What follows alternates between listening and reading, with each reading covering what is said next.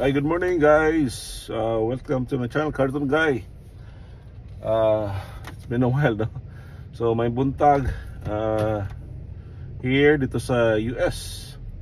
So dito tayo sa mga issue, ang rami ng nagsilabasan, lahat-lahat, no? At ito namang mga leader natin, lalo na yung Pangulo natin, palagi ring naglabasan. Palaging lumalabas. Keep on spending, no? The people's money. Pero hindi yan ang issue ko sa ngayon. Ang issue ko sa ngayon, kung natatandaan nyo, di ba? During the campaign election, hindi lang, I'm not referring dito sa mga pinakataas na mga leader sa bansa natin, sa Pilipinas, itong president at itong vice presidente. But nakikita natin mga halos most sa mga masasabi nating leader kuno sa bansa natin. During elections, pabalik-balik, tapos kampanya, they spending so much time, no? They spent so much time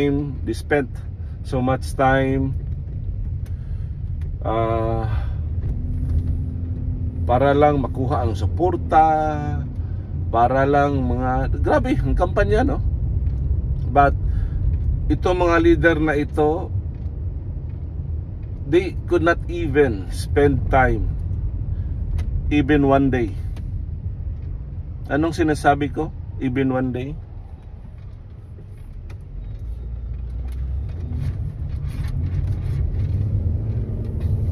For me, okay lang, no? Kung sa ano nila, sa credentials nila,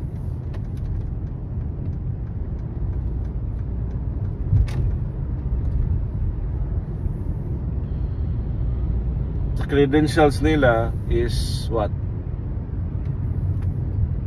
Iba silang mga sikta. So now, what I'm discussing, what I'm referring to, alam natin as a Cebuano, alam natin as Bisdak, Bisaya, during the campaign elections, itong dalawang ito, and even some leaders pabalik-balik sa Cebu just to gain support, no? Lahat-lahat. Ang nagtingnan ko lang, itong mga taong ito, di ba? Alam natin majority sa Pilipino, at pati sila, makikita mo sa kanilang mga biodata, they are Catholics, no? Pero ano, no? They claim to be a Catholics, but I doubt in their heart walang makikita tayo. Bakit? Itong sinulog, itong fiesta sa Cebu, yan ang cradle ng Southeast Asia, cradle of Christianity, lalo na sa Pilipinas. Kung masasabi kang Katoliko ka, and because of this conversion, di ba? Nandyan, di ba? Majority sa Pilipino is sasabi na itong Catholics.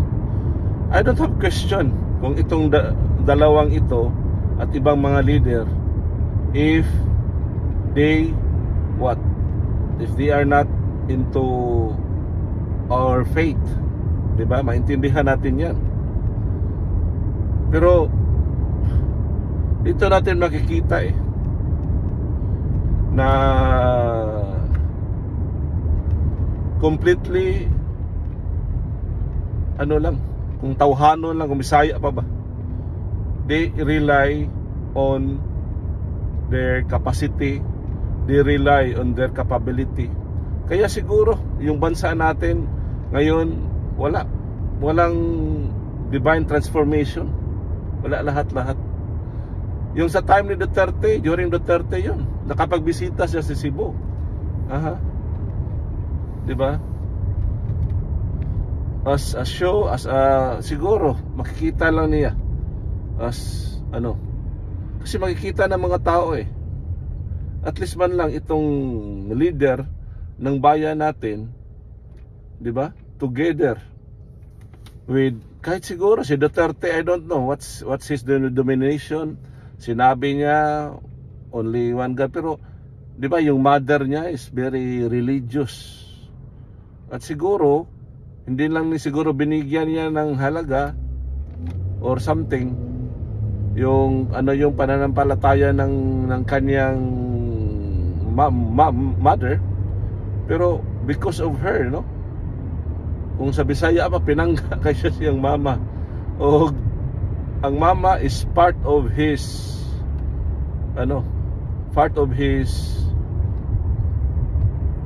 being a grown up person, diba? At yun, very religious, very Catholic yung mama ni Duterte. Pero ito lang yun, guys, no? Ang sa akin lang ba? At ito yun, tingnan natin as Catholic nation, kasi majority of that is Catholics na makikita lang natin sila yun sa kampanya, meron pa silang matatawag nating mga karaban, lahat-lahat, no? Pero they don't even pay respect doon sa, especially sa recently na fiesta or activity sa bayan natin. Mas inuuna pa nila yung mga concert sa Coldplay, all material things. Kaya nga ang pag-iisip nila lalo na itong leader ng bayan natin, puro material things. Labas dito, labas doon, at ng mga bonggisyos na mga events. Pero saan natin makikita yung meron talagang religious na intention? Makikita natin sa gawa. At nakikita natin yung sa previous president natin, no? Na sa kanyang gawa, diba? May malasakit siya sa mga tao. Yun kay raming mga invitations niya, lahat-lahat,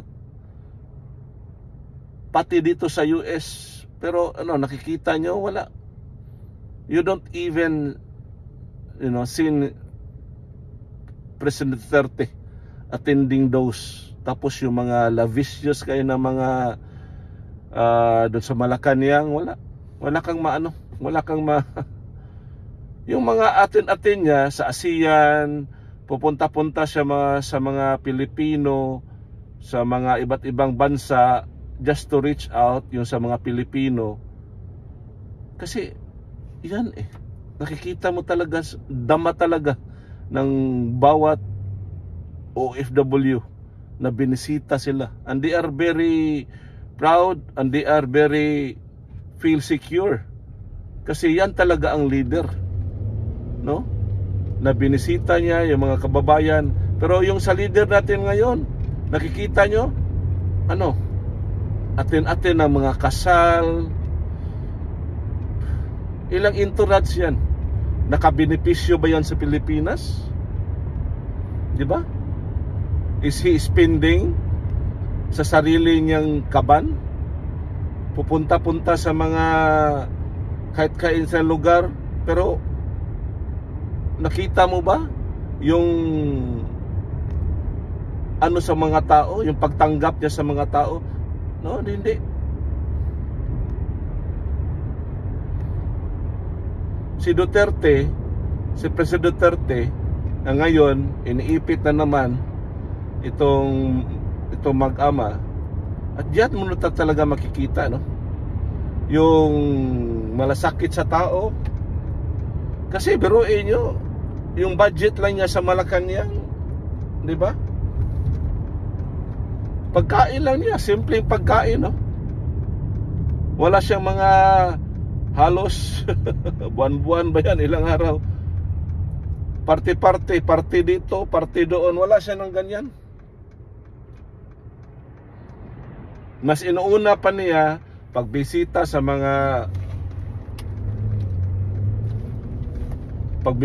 mga kampo-kampo, 'di ba? Kasi kailangan ng moral support yung mga sundalo natin, 'di ba? Kasi lahat, kadalasan sa kanila assignment 'yan, Hindi talaga lugar nila 'yan.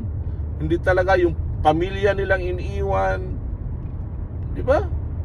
Hirap yan sa mga sundalo. Pero yan ang inuuna ni President Duterte, di ba? Pero ngayon ang inuuna, kung saan yung mga ka-racing, kung saan yung mga concert.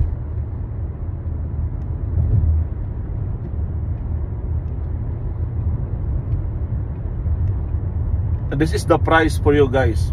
Kung sino yung bumoto sa kanya, 31 million, this is the price for you.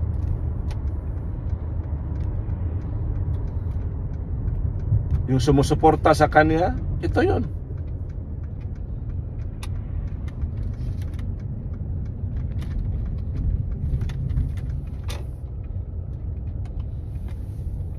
Hindi lang yan, yung mga mababatas natin, karaming mga issue on their family alone.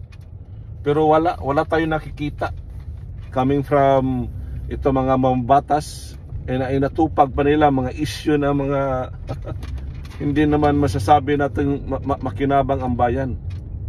Bakit masabi nating importante yung pag-imbestiga sa kanila? As a leader, kailangan mo ng trust and confidence sa mga tao, sa mga mamamayan. Bakit hayaan ba lang natin kung meron sila mga anomalya, in and out, uneven ito sa gobyerno natin, di ba? Even yung sa mga loto-loto, ang rami, wala tayong nakikitang statement, lahat. And this has to be addressed. Ngayon lang nangyayari. Wala nananalo, lahat. At tapos pang ilang draw na. At dito natin makikita, kung hayaan na lang natin, kasi nabusog itong mga mababatas natin, wala tayong sa bayan natin. Kung meron man tayong pagkakamali, kung meron man karamihan nagpakamali ng 31 million, hayaan na lang ba natin? Magpapakamali na lang ba tayo? Again?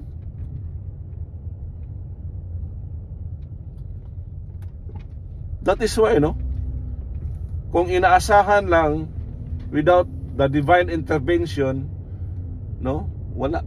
Aywan ko lang. Ito sila si BBM, ito si Sara, ganyan na siguro sila kagaling. They rely on their capacity, lahat.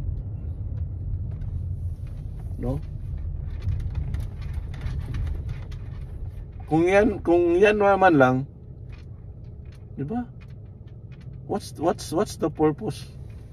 Tanggalin na lang nila yung biography nila. Tanggalin na lang nila yung what kind of domination they are.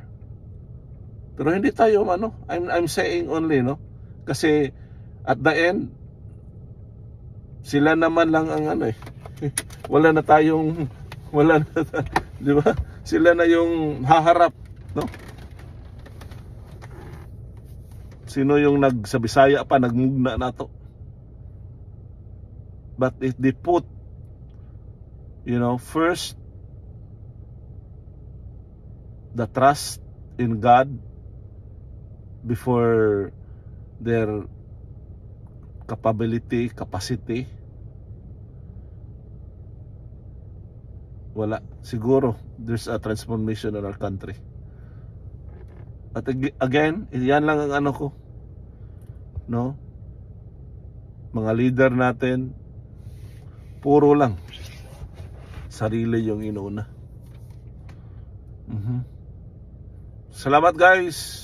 Once again, Karaton Guy, thank you for tuning in my program. Amping sa kanunay. Bye for now.